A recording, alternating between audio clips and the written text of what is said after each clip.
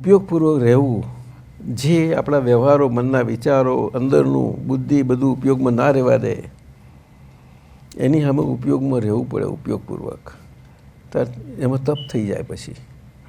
અને તપનો શબ્દ શું કહે છે કે આ પરમાણુનું ઘર્ષણ છે. શું કહ્યું? પરમાણુનું ઘર્ષણ છે. જ્યાં સુધી શરીર છે ત્યાં સુધી કોઈ પણ પ્રકારની ક્રિયા થાય એ મોક્ષ કે કેવળ જ્ઞાન ખુલનારી કરનારી હોય કે સંસારમાં રાખવાની હોય, એમાં સંસારનું ઘર્ષણ જ છે, બીજું કશું નહીં. ચેતન આમાં જરાય ભાગ લીધો નથી, કોઈ દાડો લીધો નથી, કે આજે નથી લેતું અને કોઈ દાડો ના લઈ શકે.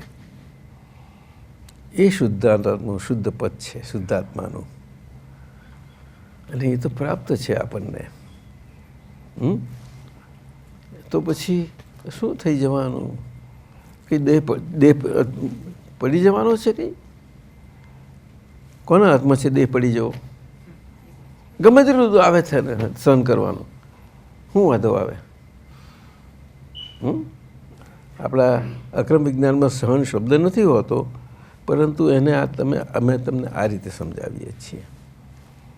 બાકી સહનશક્તિ વસ્તુ જુદી છે, આખી ભૌગોલિક છે ને, તો અમુક એ જુદી વસ્તુ છે.